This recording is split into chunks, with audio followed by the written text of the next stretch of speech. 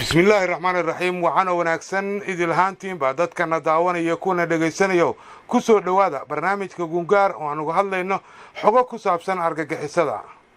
برنامج كانوا حنكوي جدونا الشبكة كترسان أرجع حسدا على الشباب وهاي بربريين هاي علىها أمانك لأنه هرجية جرسور كإذا ماذا قلب كسيدة الصومالية وحنسي قارة برنامج كان أدل استاجي دونا عنشور عثمان أبوكر أو كوبي اللباتن جرة أكون دشة شبه لذا ده يا محمد علي بورو آدن أو عبد الحكيم مجلس أفجرشة الله يقانو أنا أفريا لباتن جر كل شيء أما قالوا بايدبو أكواس أو كجيستي مقالة مقدشة فلال قربضاضة أو يسوق جرو قرحية يدلل dabayaaqadii December ee sanadkii tagay qaraxii ka dhacay tiyaatarka qaranka iyo agaarka taalada daljirka Dahsoon waxa uu furo noqday in la helo shabakad weyn oo u samaysnayd saaminta goobaha la qarxinayo iyo keenista goobaha si ismiidaamiyaasha iyo baabuurta qaraxyada ay wataan waxa intaas u dheeraa shabakadan inay fulin jireen weerar gaadiid loo isticmaalo oo lagu horjarayo baabuur kale si loo laayo dadka saaran gaadiidkaasi shabakadan waxa lafdhabar u ahaa Canshuur Cusmaan Abuukar oo magaciisa afgarashada loo yaqaanay Asad waa koob iyo 20 jir aan weligiis iskuul iyo dugsi quraan toona dhigan loona carbiyo kaliya inuu umada halaago maama cad qiimiya kala waxa baran عندنا أنا أوينا مركزي حالي واحد أسكت دور جيرانتي دكتور قرآن يا سكول منا ما دقنا ماشي أنا مية اللي هدمال لا يحلا مع سكول ما ولا يحلا دكتور قرآن حاله لا يحلا ما dawladdu fursad ma u haysaa dhalinyaradan aan wax baran ee argagixisadu xoogooda uga faa'iideysanayaan inay ummadda ku gumaadaan wasiirka warfaafinta ee xukuumadda federaalka Soomaaliya Maxamed Cabdi Xayir Maareeye ayaa ka sheekeynaya fursadaha ay dawladdu u hayso dhalintan nidaamkii waxbarashada iyo nidaamkii hay'adaha dawladda waxoogaa dhaawac baa gaaray laakiin hadda dawladda Soomaaliyeed maanta jirta wax badan ayay qabatay wax badan ayay ka qabatay horumarinta dhalinyarada Soomaaliyeed iyo sidii aad sheegtay waxbarasho loogu heli lahaa waa hubaal meelo badan oo dalka ah waxbarasho formal oo fiican kama jirto waana meelaha ay xogaga nabadiidka iyo argagixisadu ay dhalinyarta ka soo lugooyaan oo ku soo siraan meelahaas weeye waxay argagixisadu ugu soo dhuunteen dhalinyaradii diintii laftigeedii ayay ugu soo dhuunteen been bay ka sheegayaan diinta iyo dhaqanka suuban ee ummadda Soomaaliyeed labadaba Canshuur iyo saaxiibadiis inta ay dadka caadiga u kala hayaan waxbarasho ama shaqo isagu si taa ka duwan ayuu kaliya jiro in dadkaasi danooda qabsanayo dhiigooda daadiyo mana lahayn bartilmaameed toos ah kaliya qorshihiisu waxa uu ahaa inuu wax dilo al-shabaab dadka qaarkiis waxay ka aaminsan yihiin inay wax ku dilaan ama ku qarxiyaan qorshe leh bartilmaameed laakiin Canshuur oo ahaa howlfuliyaha ugu weyn ee dilalka iyo qaraxyada Muqdisho ayaa ku doodaya in loo diri jiro oo kaliya inay wax dilaan iyadoo aysan jirin bartilmaameed rasmi ah iska soo baxnaa wara soo bixitaan ay shidaalad gubteen wax la soo qarriba inka nabigu wuxuu leeyahay sallallahu wasallam alayhi hadii koox dadka kamid ah ama dadka arlada ku sugan iyo waxa weeye ay isugu tagaan qof muslim ah dilkiisa ilaahay dhamaantood naarta ayuu ku gurayaa qofka muslimka oo ay ku tashadeen inay dilaan daraadiis sida awadeed waxay ku tusaysaa in gaari meel iska marayo dabl isaga furo dadkaas inaysan lahayn hadaf diineed iyo hadaf wanaagsan iyo hadaf umadeed ee ujeedada ay leeyihiin kaliya ay tahay wax la kharibo ilaahayna ma ogola kharibaad rabbi waxa uu leeyahay ولا تفسدوا في الأرض بعد إصلاحها أرلدها فسهادننا كدب مركانو إصلاحني كبعدي وديك هدادننا حق درعة oo haduminina wixii dhisnaa oo halaynina wixii hagaagsanaa buu rabbil ciza leeyahay subxaanahu wa tacaala sidaa darteed ilaahay oo laga been sheegayo islaamnimadii oo la xumaynayo arladii oo la fasaadinayo mu'miniin dad ah oo dhiigooda uusan bannaanayn oo la iska laynayo oo weliba malo lagu laynayo armuu ku jiri karaa qof garanaysaa lagu layn karaa in qof la dilana waxay ka dhigan tahay in arlada oo dhan bini'aadanka saaran la dilo in qof la nooleeyo siday uga dhigan tahay in arlada oo dhan bini'aadanka saaran la nooleeyey oo kale من أجل ذلك كتبنا على بني إسرائيل أنه من قتل نفسا بغير نفس أو فساد في الأرض فكأنما قتل الناس جميعا ومن أحياها فكأنما أحيا الناس جميعا وحن كو قرني ريب بني إسرائيل أننا شرع النوع قف كي دلا قف نف أنه من قتل نفسا بغير نفس أو فساد في الأرض نف بالغ سوق هذا حتى قال لمن لو دلي ما هي لكن واحد لو دلي قال إنه يا قال محارب أو كل ديرية أو حقائق كو هيستو oo ku dulminayo oo dhibaato ku geysanayo kuwa aan ku dulminaynin aayaad kale baa ka soo aroray la yanhaakum Allahu 'an alladhina lam yuqatilukum fi ad-din wa lam yukhrijukum min diyarikum an tabarruhum wa tuqsitu ilayhim weerarada arbushaada oo aan lahayn bartilmaameed rasmi ah ee uu fuliyo canshuur waxaa ka mid ahaa weerar ay ka sameeyeen cagaarka isbitaalka Digfaar kaasoo ay ku qaadeen gaari haartooba oo maraya halkaas oo ay lahayd shirkadda Dahabshiil waxaana weerarkaasi oo dhacay 15kii bishii 8aad ee sanadkii 2007 loo geystay hal qoys iyadoona weerarkaasi uu ku geeriyooday marxuum maxamed xasan cabdi cawad waxaana ku dhaawacmay mustaf xasan cabdi cawad cabiiro xasan cabdi cawad cabdulaahi cabdirasaaq boosti khaalid maxamed cadare iyo cabdiraxmaan axmed cigaal oo dhammaantood hal qoys ahaa isgoyskan Digfaar hortiisa oo dhinacan banaadir marka laga imaado Digfaar marka ka baxdo oo meeshan carwooyinka inta la gaaro ka soo keenay isgoyskii yaro meesha noo saan ugu leexanay gaari haartoob gacan la anaga hor imaadaniyo waa tan waa weyn waa tan ku nasiibsan adaniyo tan ma laga fahmo watan waa lagu jira maanta tan anaga hor imaaday marka ku bilaawniyo waa ku shubnaadii ninkii baad hal qasmo ku ridi waa ka cararnay markaas ka baxsanay waraayay waa shaqada waa galnay ma gashanaa soo baxa waa iska baxnay marka meelaha simayn uu soo waray ونيو بحبة ما تقبلني مني عروض نك كديكتان وداني ما يرى اللي إذا كي صعد تبر كديكتان وداني هذا اللي بحال أسمع قرب عندنا مركب أنا قارب بنسل قلت أدار كتان مرة قبضتهم وداني هذا حال إني يعني شغال هذا نودر إني فاهم ما يقدر ملين هذا أسكال وراي واحد ما له صباح قريب من المدة canshuur abuukar cusmaan asad waxa uu weerar kale oo aan lahayn bartilmaameed la beegsaday gaari maraya agaarka isgoyska Via Roma markay taariikhdu ahay 30kii bishii 9aad sanadkii 2007 oo ay ku geeriyoodeen marxuumad Canab Cabdullaahi Xaashi oo ahayd xogayihii guud ee ururka haweenka qaranka iyo marxuum Axmed Jaamac Xirsi oo ay dhashay Batuulo Sheekh Axmed Gabale gudoomiyaha ururka haweenka qaranka gaariga ay rasaasta ku fureen waxa uu ahaa saarif uu sheegay inuu la muuqatay inuu saaran yahay qof mas'uul ah sidaasna ay ku bartilmaameedsadeen gaari saarif oo baraad amal loo malay uu sama aragniyo waray kan ku qabsan adiga barxadan yaasiin maal dhamaan agaarkan ceelgaabta meel dhawaad ay joognaay marka waa daba kan isgoyska Via Roma ku galnayba mungkin meel waa daba kacna horta cabaar inaga horeysay baash waa ka daba sheel raysan waa ka daba tagnay isgoyska marka saan isii leexanaysay leexas leeys ku shubnay loo kala asla dhignay isla marnimo wadi waa shaqada waa galnay waa qasqad ku jir maanta saadi dadku iska jiray waxbada ashana ma maqlay waa gashan waa ay ka cararmash ka cararnay isla marnimo iska baxsanay toos sabax markaan ma ka soo daay sidii aan u baanaaday marka u tagnay on baaniyo maagta habar iyo wiilkeeda ku dhintay on dhahay habar iyo darwal wax noocaas oo noo sheegay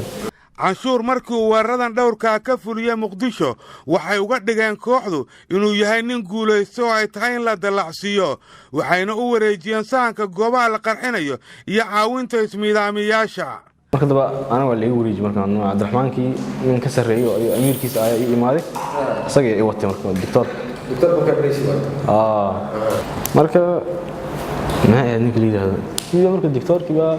أي ماذا ممكن كان ويش إنه كان أمريكا أنا واحد هاي مركز أكاسا واحد إني isaga waxa weeye meel ku geenayo oo soo kuwadana isaga raaca mara diyaar waxaan dhataa doctorka marka waa asraan ay safar la galnay buulfalay aadnay buulfalay marka tagnay oo dhaaniyo saaxiib yahay oo warjo waa sheekaysan adiga xoolaaniyo inuu barnaamij shaqal rabnaa shaqo ma fahanti waa amaliyada xoolaha saaxiib shaqadaas ma aadin kida inaad taliyaqaan ka noqoto rag awada arnaa wala hawshii ugu horeysay oo qabtana waxay ahayd weerarkii argagixisanimo ee lagu qaaday hoteelka Naasaha Blootu kaas oo soo tusay ismiidaamyaha iyo naftood qarabayaasha loogu talagalay qaraxa kadib inay hoteelka galaan gaari birmidi iyo gaari baraada ah albaabka lagu furay gaari birmidi iyo qamaasiinta saarin oo maxay ahayd ninkii qamaasiinta aan wado iyo gaari aan baraada ah soo baxnay meelahaas ay bacaadka imaan xoolaha wax yar ku nasanay marka daba ka soo daayay marka waqti galab ama ka soo baxnay soo soconay magaalada sidoo soo galnay marka sidoo marna wadadaas kora marnay oo wadnaha xagga afarta jiina ka soo leexanay inta ka soo galnay marka meesha oo taalada agteeda meelahaas u istaagani marka u istaagay ninkaan aan soo dhaafay ku kiciyay marka albaabka markii baasha dhacday social reanne qamaasiinta ilid ku daadiniyo ilid warka ku daadiyay way galeen marka galeen aniga marka go'aankii wuxuu ahaa la soo sharaxay macna markii qamaasiinta dejiyay inaan meesha ka laabto cabaar meelahaas ku soo boojay oo gurmadkii iyo waxaas markii yimaadaan aan hadal ku soo laabto isku qarxay intaas u bacday ku qoranaadii argaas dhaaniyo qamaasiinta marka daadiyay marka aniga gaariga waa istakaatay wuu socon way qashin gaariga macna aan wataani wuu socon way niyo marshado inaatar leh socona bis hore dhan waa diiday qad rag iga degan xabad way socotaa baash waa isku lismaysaa adiga gaariga wuu socon way doctorkan ku dhufto doctor wani rag baash waa socotaan doctor ninkan soo diriyo hagaayo way amirkana wani baash waa socotaan ma fahmi ragin meesha way galeen aan gaariga uga halaago iscun laayay ilda iska jooga marka meeshaan asay su'aalaaniyo waa cadbili ugu horeeyo ugu maalan ku qabsana taas miya wuxuu gaariga soo degniyo gaariga soo meesha ciidana joogniyo ma la qabtaa radii soo degniyo ma ku qornaan soo degadiyo gaariga marka yaa tara waxay uga qaadiyaan yaa tara soo ugu socday binaanka u bixi xagga geemeesha taalada agteeda marti meesha geemeesha ka geey fataq waa ka dagay marka ka sii daayay sidii martii ay ku dhamaatay oo baxsaday halkaas kuma ekaan dhagarta uu shacabka u maleegaya canshuur waxa uu sahmin iyo tusidba ku lahaa weerar dhowr ah oo ay ka mid ahaayeen weerarkii lala beegsaday xarunta degmada Howlwadaag hotel Saxafi dhammaan qaraxyadaas waxa uu ku lahaa inuu soo wado qofkii isqarxin lahaa uu soo tuso meesha uu isku qarxinayo kadibna uu soo wado gaariga uu isku qarxin lahaa uuna keeno meesha bartilmaameedka waa kooxda kuna wareejiyo ismiidaamiyaha من تلفون هذا ساد لي ما لك ولا سو عنه وتلفون هذا فيديو كذا معنا صادني ورني مغالده كذا شواad dhisantay maxaa ogeed meeshan iskuulkan gadaasha hal dhisay degmadii Howlwadaag waatana soo dhaay degmada taleefka qabana arkano ninkan inta taa fiiri meesha taleefka taga fiiri waa arkay meel baabuur yeelana dad fadhiyaan iyo wax waa arkano ilaa waatana miya meesha waa ku leexday marka goolad yar ahayd meesha gooladan la noqday waa arkay meesha dad hor fadhiyaan ciidan yar hor fadhiyay iyo xeeladana waa arkay qaabkii u dhisan bay iyo waa arkay marka meesha waa xalay si fiican oo fiirsaday waa ka dhigay waa soo baxay marka gaariga soo qaadanay gaari baraade soo qaadanay waa ka soo daynay meesha nimaanay marka meesha soo dhawaadi oo meesha degmada ii muuqato ana saaxiibkay waa taasaan ya gaari baraade ugu taan أنا ليالي marka daba maxay ahayd ninka liiraado marka meesha soo dhawaanay soo gaarnay waa ka dagay ninkan oo heshiis qabsado ku kaciyay iska baxay sidii aan ku laabtay marka ma badoonayaan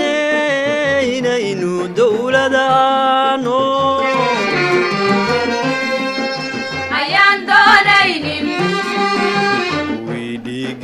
durduran jiray wida danahooda samaysan jiray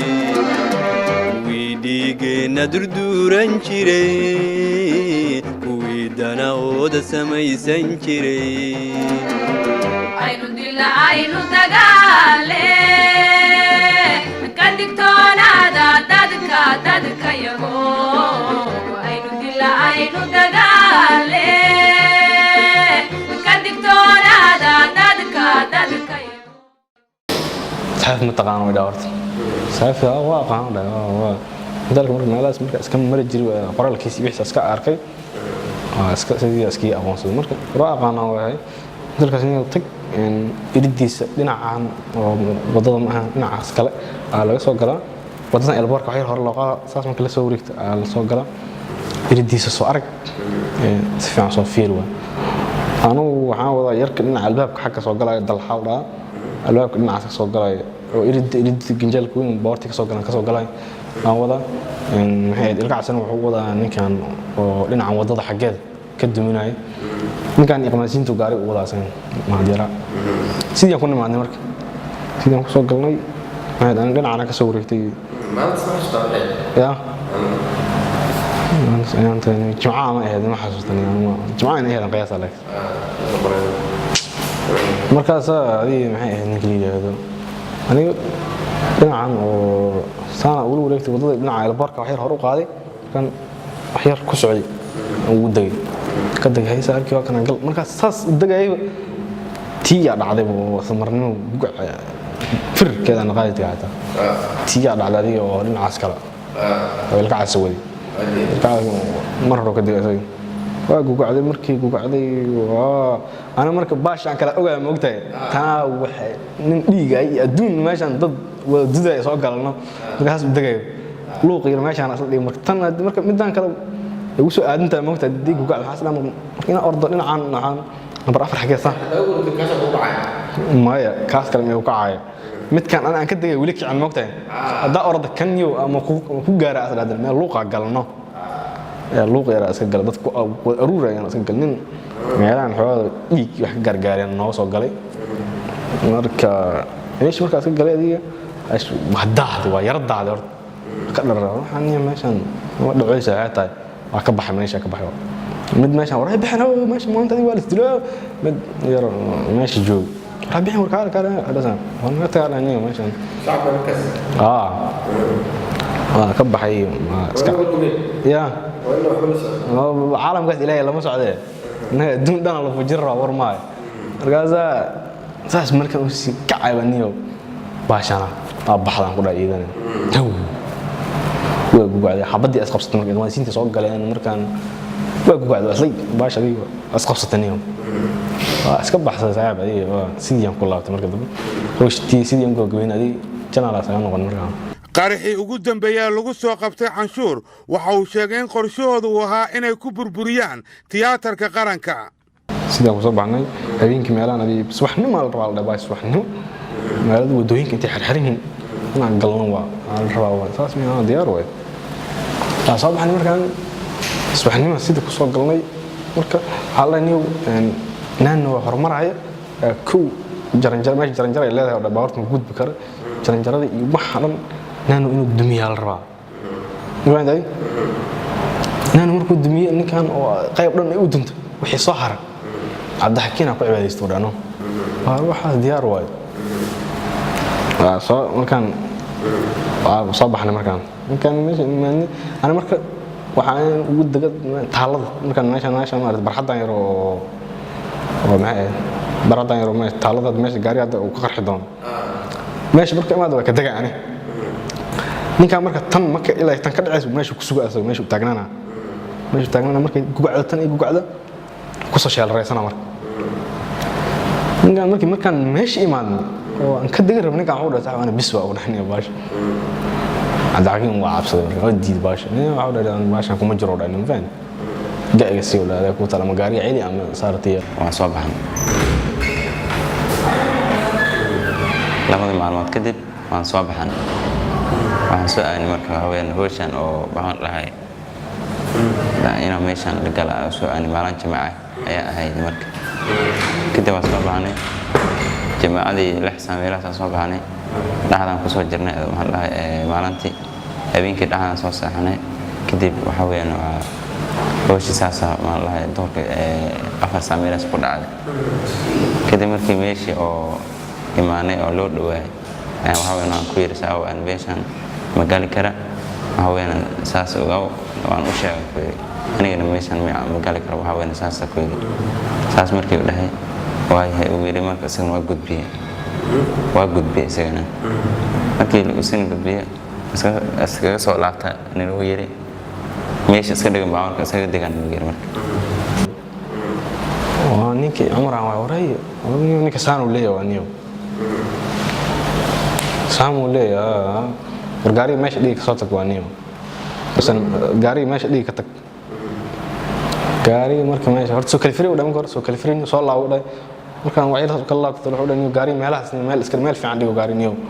meel la dhigo dhaadii ka soo takadale qaraxan ay canshuur iyo cabdixakiin qaybta ka ahaayeen ee la doonaya in lagu burburiyo tiyaatarka qaranka waxaa ku dhintay 27 qofood oo ka mid ahaa wariye Cawil Daahir Salaad waxaana ku dhaawacmay qaraxaasi 55 qofood iyadoo isla maalinkaas la qabtay canshuur iyo cabdixakiin iyagoo ka degaya gaari saaraf madow ah oo ay dhigeen taalada daljirka Daasoon waxaana gaarigaasi labaad oo qarxay markii dambe ku dhintay marxuumiin ay ka mid yihiin marxuum Faysal Salaad Samow marxuum Axmed Maxamed Yuusuf oo labaduba macallimiin ka ahaa iskoolka Yaasiin Cismaan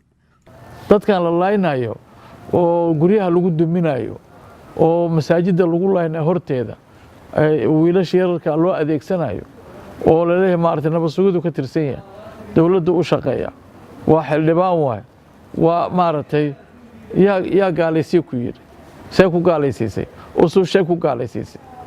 waxa dhawaa awhaam ninka gaalka ah ninka ashahaato hadda seeftiisa ka qoyan tahay dadka muslimiinta laaynayo oo ashahaatay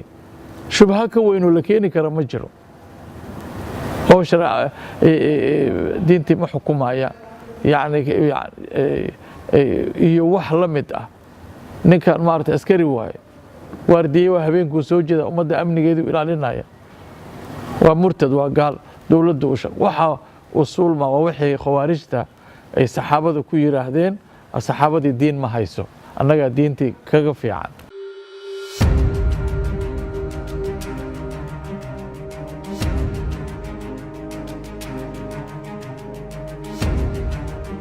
qof walba oo ka tirsan ciidamada qalabka sida waxaan amar ku siinay inay heegan galaan oo ay qayb ka qaataan nabadeynta runtii magaalada Muqdisho koow iyo guud ahaan gobolada dalka ay qayb weyn ka qaataan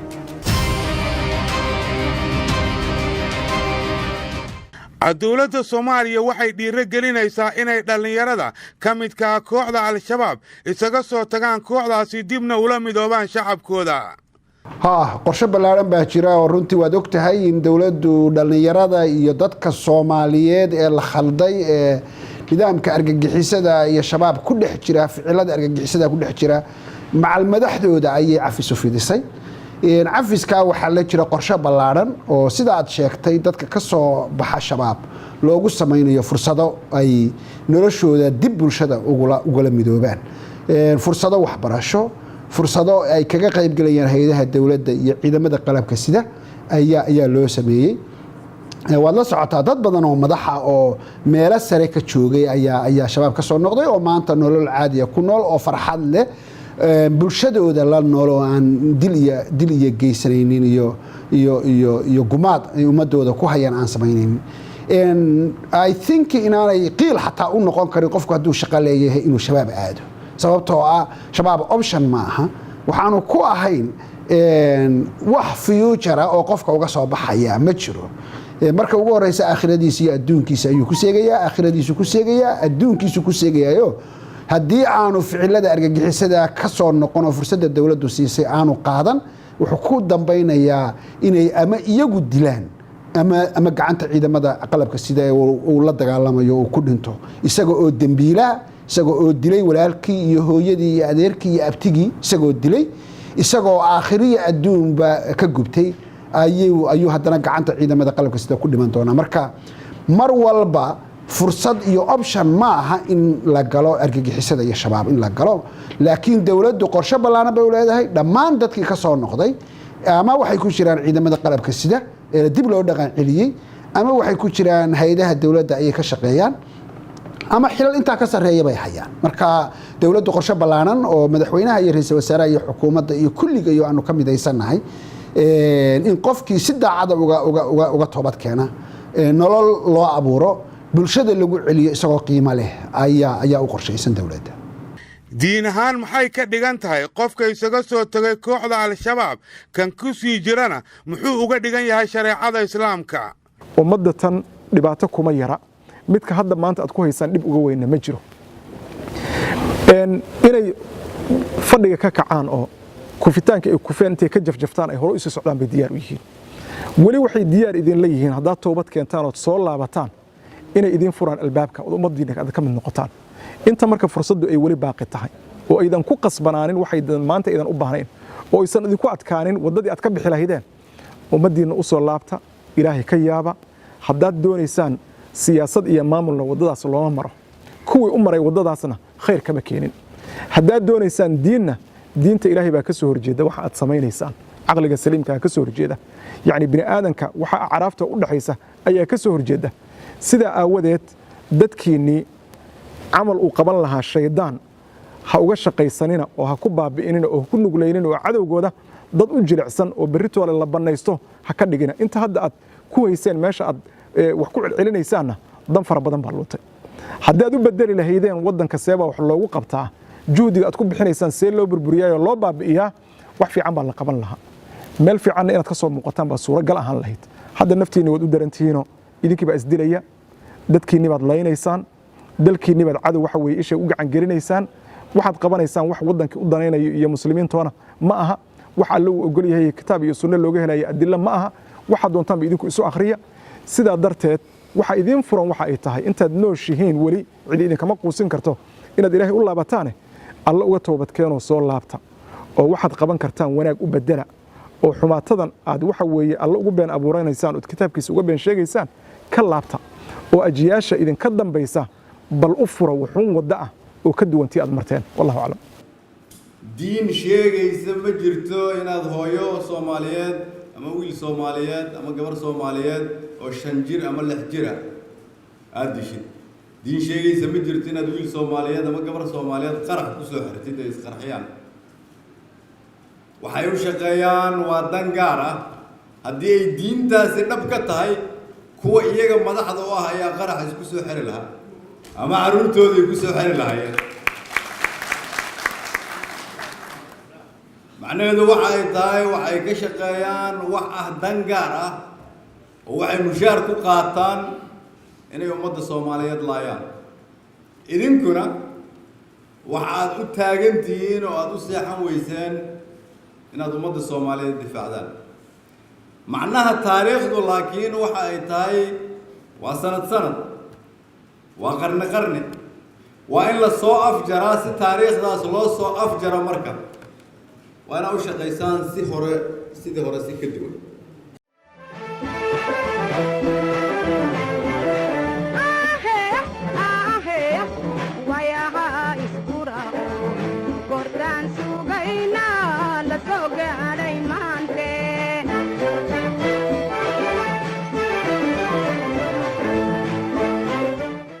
waxaan aaminsanahay inaan ka guulaysanayno shabaab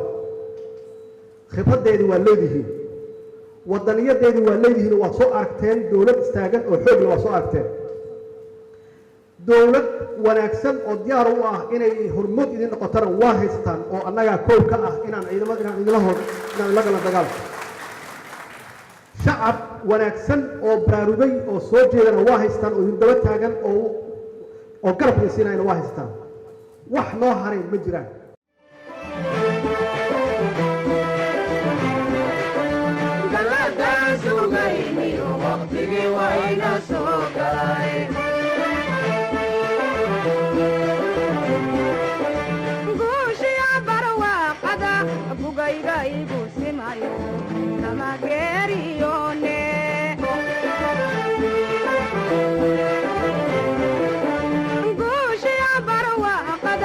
Bugayga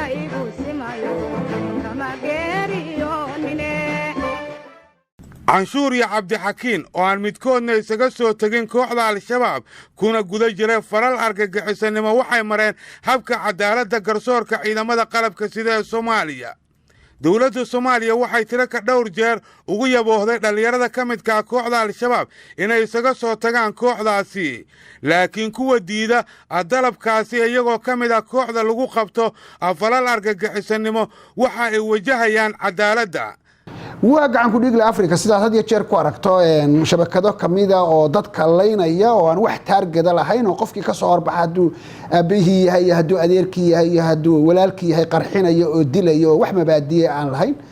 qaarkood ay ku leeyihiin marka aanu hawlgallada galayno wax option ma lihiin oo target ma lihiin qofkii socda ee muhiim u eeg ama Soomaaliyeed baan dilayna meelaha qaarkood sida ay ka sameeyeen qaraxyo saas oo kale bila intijaaha ay dad islaam oo sooman ay ku gumaadayaan masaajido dhexdooda qof quraan akhrisanaya oo sumcad la ku dilayaan qofka saas isagoo ficilada ku jira lagu qabto hadee waa inuu cadaaladda wajaho weey waxa la horgeynaya maxkamadaha dalka waxaana la marsiinaya ciqaabta uu sameeyay mid lamid ah ayaa la marsiin doonaa insha Allah ta'ala maxkamadda ciidamada qalabka sida ee Soomaaliya darajadeeda koowaad ayaa la hor keenay labada eedeysane taariikhdu markay ahayd 16 bishii labaad ee sanadkan waxayna maxkamaddu maalinkaasi dhageysatay kiiska eedeysanayaashan iyadoo ugu dambeyntiina gudoomiyaha maxkamadda darajada koowaad gaashaanle sare Xasan Cali Nuur Shuuta ku dhawaaqay inay maxkamaddu xiran tahay mar kalena kiiskan la dhageysan doono kadibna maxaabiista waxaa loo wareejiyay xabsiga dhexe ee Muqdisho maanta halka ayaan ku joojinaynaa dhageysiga kiiska la xiriira labada eedeysane intaas ayaan ku ekeynaynaa maanta marka maxkamaduna waxay go'aamisay in mar kale dib la isugu soo laabto dhageysiga garmaqalka la xiriira labada eedeysane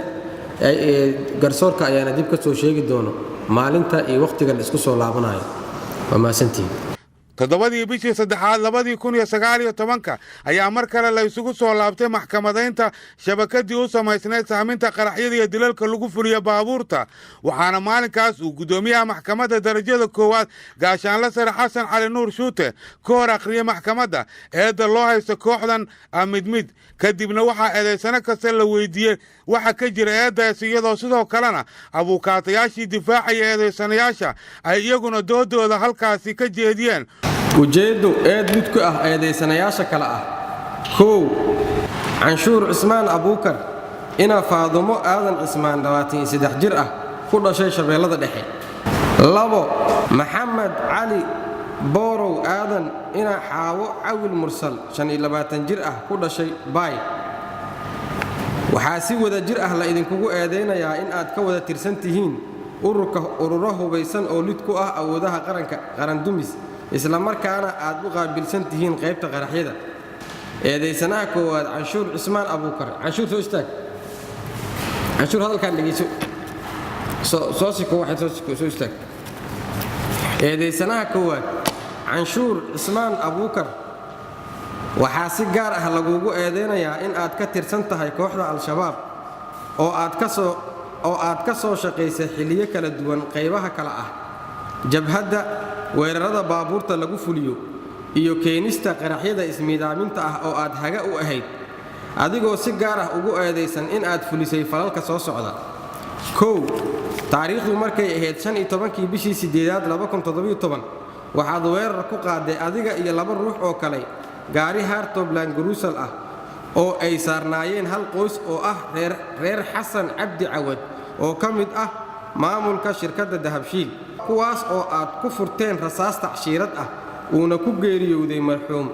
Xasan Cabdi Cawad kuna dhaawacmeen 5 ruux oo kale oo ka mid ah qoyska maamulaha labo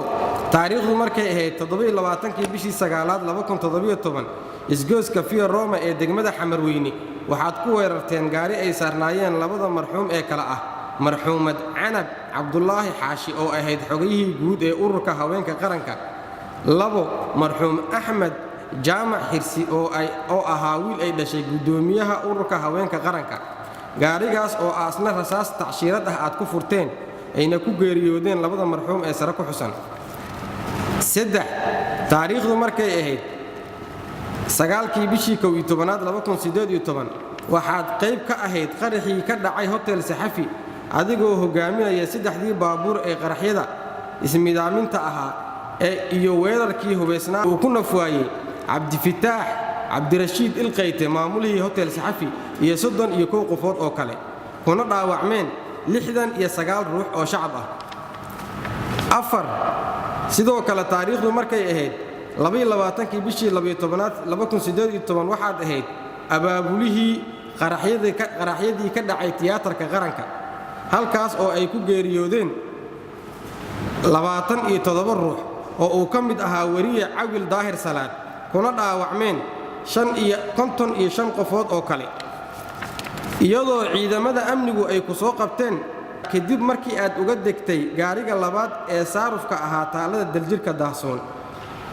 gaarigaas oo isagana qarxay ayna ku geeriyoodeen marxuumiin ay ka mid ahaayeen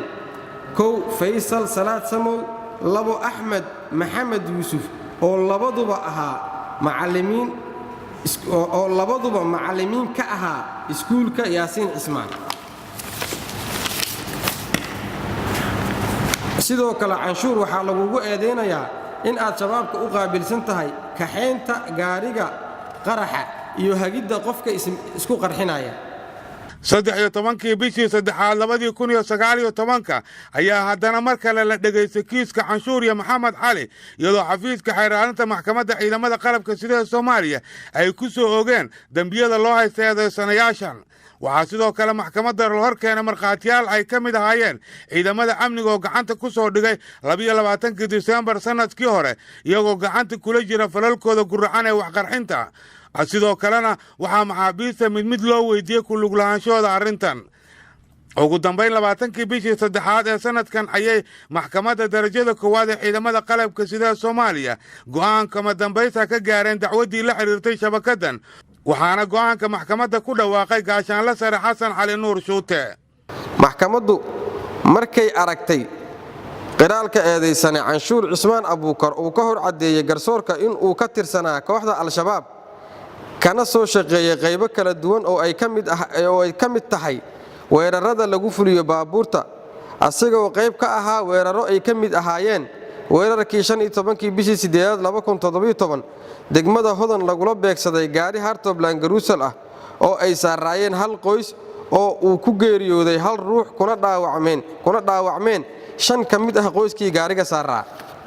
sidoo kale eedeysanuhu wuxuu sheegay in uu qayb ka ahaa weerar lagu qaaday gaari saaruf ah oo marayay isgooska Via Roma degmada Xamarweyne 27 bishii 9 2017 oo ay ku geeriyoodeen labadii ruux ee saaraa gaariga.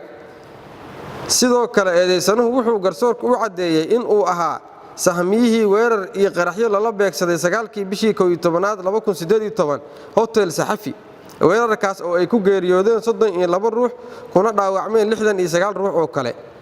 iyadoo ciidamada amnigu ay soo qabteen kadib markii uu ka degay gaarigii labaad ee ku qarxay 22 bishii 12 2018 agagaarka daljirka daahsoon qaraxaas oo ay ku geeriyoodeen 2 macallin oo ka tirsanaa iskuulka Yaasiin Cismaan.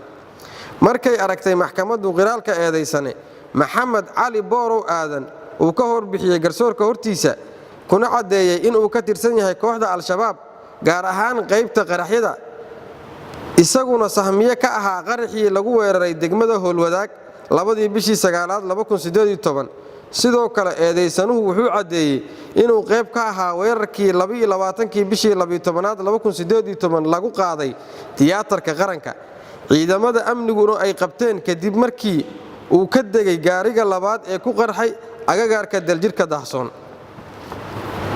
markay dhageysatay maxkamaddu markhaatiyaashii la hor keenay midna ay u weydiisay marag furkooda waxay maxkamadda ka hor cadeeyeen in ay dad shacab ah u sheegeen in labada eedeysane ay ka degeen gaari ay dhigeen agagaarka daljirka daahsoon sidaasna ay ku qabteen intii ay wareysanayeenna uu qarxay gaarigii ay ka degeen qaraxaas oo sababay dhimashada 3 ruux oo 2 ka mid ah ay ahaayeen macallimiin iskuul. markay aragtay maxkamaddu dambi muujinta ah dukumiintiyo ay ka mid yihiin cadaymihii iyo qiraaladii laga qoray eedeysanayaasha liiska dadkii ku geeriyooday kuna dhaawacmay qaraxii iyo weeraradii lagu soo eedeeyey eedaysanayaasha sawirrada muujinaya burburkii ka dhacay qaraxyada iyo weerarada lagu soo eedeeyey. markay dhegaysatay maxkamaddu doodii qareennada oo ahayd in eedaysanayaasha loo naxariiso loona eego sifaalaha dembiga fududeeya maadaama ay yihiin dhallinyaro la maran habaabiyey, sidaa darteed maxkamadda waxaa u caddaatay in dembiile shabaab canshuur cismaan abuukar iyo dembiile shabaab maxamed cali boorow aadan ay wada yihiin dembiilayaal galay dembiga lagu soo oogay, waxayna maxkamaddu ku wada xukuntay dil toogasho ah. ciddii aan ku qanacsanayn xukunka maxkamadda waxaa u furan raacfaan. wabilaahi towfiiq. maxkamadda ciidamada qalabka sida Soomaaliya waxay kiiska shabakadan gelisay waqti badan hubin iyadoo darajooyinka maxkamadaha ciidamada qalabka sida si isku mid ay u dhageysteen kiiska ka dhanka labada eedaysana si loo gaaro hufnaan cadaaladeed, iyadoona maxkamadda sare ciidamada qalabka sida Soomaaliya la hor keenay cadaymihii la xiriiray dacwadooda. waxaa sidoo kale halkaasi tagay qareennadii difaacaya eedaysanayaasha oo iyaguna doodooda mar kale ka jeediyey maxkamadda sare ciidamada qalabka sida Soomaaliya. xukunkii maxkamadda darajada koowaad ciidamada qalabka sida ay soo saartay ayaa lagu qanci waayey, sidaas darteeda ayaa waxaa la soo qaatay rafcaan ayaa la soo qaatay ama abiil wax loo yaqaano ayaa la soo qaatay. maanta ayaa ilaahay subxaanahu wa tacaala noo suurtageliyey in abiilkii aan u fadhiisano. kiiska sidaas ayuu ku gebagabaysan yahay, xukunkana dib ayaan ku soo sheegi doonaa. wabilaahi towfiiq. 20 bishii shanaad 2019 ayay xukunsanayaasha mar kale maxkamadda sare ciidamada qalabka sida Soomaaliya ku riday xukun kaas oo ay ku raacday xukunkii ay hore u riday maxkamadda darajada koowaad ee ciidamada qalabka sida Soomaaliya.